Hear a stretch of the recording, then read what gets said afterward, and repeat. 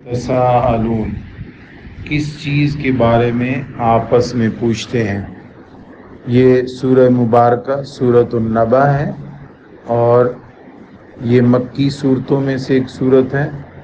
اس کا مضمون اس میں جو چیزیں بیان ہوئی ہیں وہ بالکل ویسی ہیں جیسے اس سے پچھلی والی سورۃ المرسلات میں بیان ہوئی ہیں۔ سورۃ المرسلات میں زیادہ تر بات آخرت کی تھی، قیامت کے قائم ہونے کی تھی، اور اس سورہ مبارکہ میں بھی چونکہ مکی ہے تو آخرت کی بات زیادہ ہے۔ باقی اللہ رب العزت نے اس میں دنیا کی نعمتوں کا بھی تذکرہ فرمایا ہے جو دنیا میں انسان کو حاصل ہے، اور آخرت کا بھی تذکرہ فرمایا ہے، اور مومنین کو جو آخرت میں نعمتیں ملیں گی اس کا بھی تذکرہ فرمایا ہے۔ عم اصل میں عن اور ما دو لفظوں سے مل کر بنا ہے۔ عن کا مطلب ہوتا ہے کے بارے میں، اور ما کس چیز کے بارے میں۔ عن ما تو ادغام کر دیا نون کا میم میں، اور پھر کثرت استعمال کی وجہ سے الف کو حذف کر دیا تو عم ہو گیا، عن ما سے عم ہو گیا۔ یتساءلون، وہ سب لوگ پوچھتے ہیں۔ سوال اردو میں بھی لفظ استعمال ہوتا ہے، سین حمزہ لام، اس کا معنی ہوتا ہے پوچھنا، اور اس کا معنی مانگنا بھی ہوتا ہے، یعنی دونوں زبان سے کیے جاتے ہیں یا لکھ کر بھی ہو سکتے ہیں اور اشارے سے بھی ہو سکتے ہیں، دونوں، اور دونوں کا جواب جو ہے وہ مختلف انداز سے ہوتا ہے۔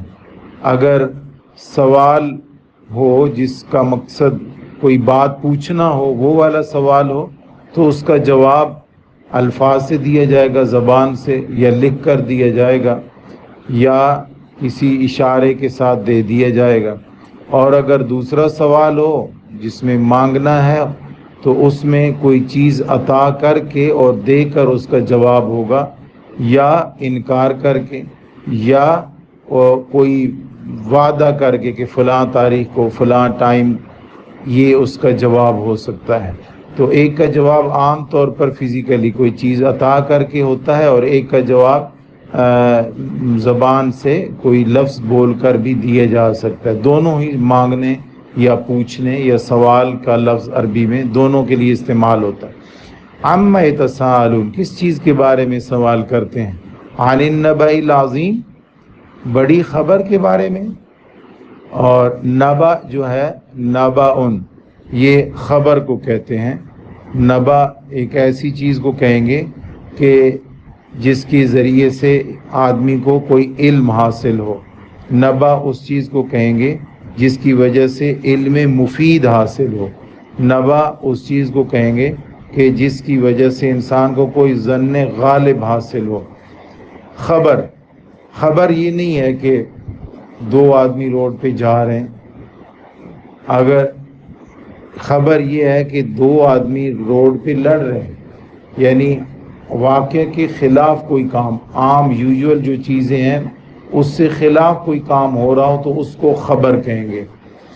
جیسے مشرکین مکہ کی زندگی چل رہی تھی، اس کے خلاف سب کچھ، اس کے الٹ حضور نبی کریم صلی اللہ علیہ وآلہ وسلم لے کر آئے ہیں، تو اس کو ہے خبر کہیں گے۔ خبر کی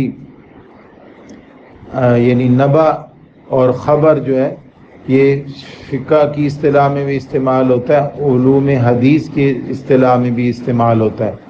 علوم حدیث میں خبر متواتر اور خبر مشہور یقین کا فائدہ دیتی ہیں، یعنی یقینی خبر، اور ان کے اندر جھوٹ نہیں ہوتا۔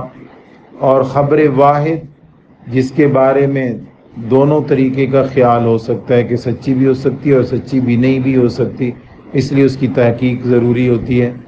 تو خبر اور نبا واقعے کے خلاف ہوتی ہے، جستجو اس کے لیے اس کے اندر پیدا ہو جاتی ہے۔ حضور اقدس صلی اللہ علیہ وآلہ وسلم کے زمانے کے لوگ کس چیز کے بارے میں سوال کر رہے تھے جو قرآن مجید کہتا ہے کہ عم یتساءلون، کس چیز کے بارے میں سوال کرتے ہیں؟ عن النبأ العظیم، بڑی خبر کے بارے میں، تو وہ کون سی بڑی خبر ہے جس کے بارے میں سوال کیا جا رہا ہے؟ تو پہلی بڑی خبر تو خود قرآن مجید ہے۔ قرآن مجید جب وہ نبی اکرم صلی اللہ علیہ وسلم پڑھتے تھے تو انہیں ایک نیا کلام لگتا تھا، اور اس کے بارے میں ان کے اندر اختلاف بھی تھا۔ کبھی وہ لوگ کہتے تھے کہ یہ شاعری ہے معاذ اللہ، کبھی کہتے تھے یہ جادوئی کلام ہے، اور کبھی کہتے تھے اساطیر الاولین ہے، پہلے لوگوں کی کہانیاں ہیں۔ تو مختلف لوگوں کی مختلف آراء تھیں، الذی ہم فیہ مختلفون، قرآن مجید کے بارے میں۔ اور قرآن مجید ہی بڑی خبر تھی، سچی خبر تھی، نبأ عظیم تھی۔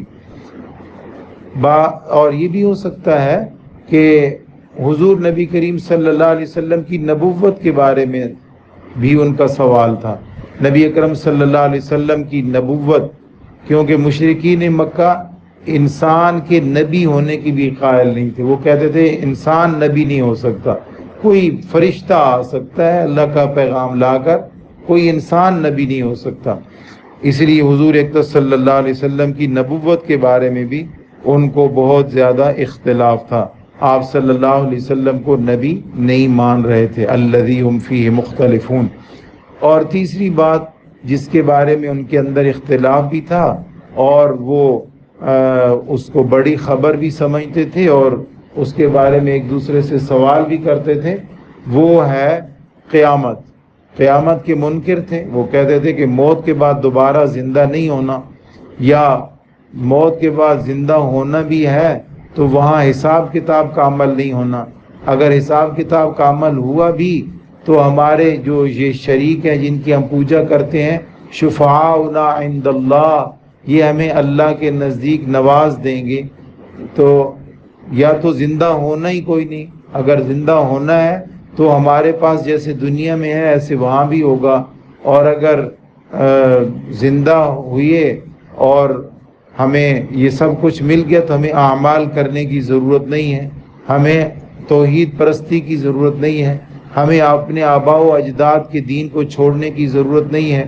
اس لیے وہ آپس میں اس بات کے درمیان اختلاف پیدا کرنے کے لیے، شک پیدا کرنے کے لیے مختلف لوگ جو ہے وہ کھڑے ہو جاتے، اور وہ مختلف خبریں، جیسے ہمارے پاکستان کا حال ہے کہ یہاں پہ کئی لیڈر ہمارے سامنے کھڑے ہیں، سیاست میں کئی لیڈر ہمارے سامنے کھڑے ہیں، اور ان میں سے کوئی ایک بھی ٹھیک نہیں، اور ہمارے پاس کوئی ٹھیک کا آپشن بھی نہیں رہتا کہ جو ہے وہ جو ٹھیک ہیں وہ اتنے دبے ہوئے ہیں کہ ہم ان کے بارے میں سوچتے ہی ہم ان کے لیڈر ہی نہیں سمجھ رہے ہوتے، اور ہم ان کو ناممکنات میں سے سمجھتے ہیں، یہ تو ناممکن ہے، یہ تو ہو ہی نہیں سکتا۔ تو جو کھڑے ہیں وہ سارے کے سارے جھوٹے اور غلط ہیں، اور اتنے زیادہ کھڑے ہیں کہ آدمی کی نظر ٹھیک کی طرف جاتی ہی نہیں ہے۔ وہ قیامت کے بارے میں اتنے نظریات لے کر کھڑے ہو جاتے تھے کہ جو ٹھیک نظریہ تھا وہ دب ہی جاتا تھا، اس کی طرف لوگ سوچتے ہی نہیں تھے، اتنا وہ آپس میں اختلاف کرتے۔ تو قرآن مجید نے نبأ عظیم کے فوراً بعد جو الذی ہم فیہ مختلفون فرمایا، وہ جھوٹ کی مختلف قسمیں اور ایسی سازشیں، اتنے جھوٹ کہ تاکہ سچائی کی طرف لوگوں کا ذہن ہی نہ جائے۔ اللہ رب فرماتے ہیں کلا سیعلمون، خبردار عن قریب وہ جان لیں گے۔ جس خبر میں وہ اختلاف کرتے ہیں نا، جس کو وہ جھوٹی خبر سمجھتے ہیں، اس کے بارے میں عن قریب جان لیں گے۔ ثم کلا سیعلمون، پھر عن قریب وہ جان لیں گے، انہیں پتہ چل جائے گا کہ یہ خبر سچی تھی اور یہ درست تھی اور ہم غلطی پر تھے۔ اللہ رب العزت ہمیں جھوٹ کا ساتھ دینے سے محفوظ فرمائے، ہمیشہ سچائی کا ساتھ دینے کی توفیق۔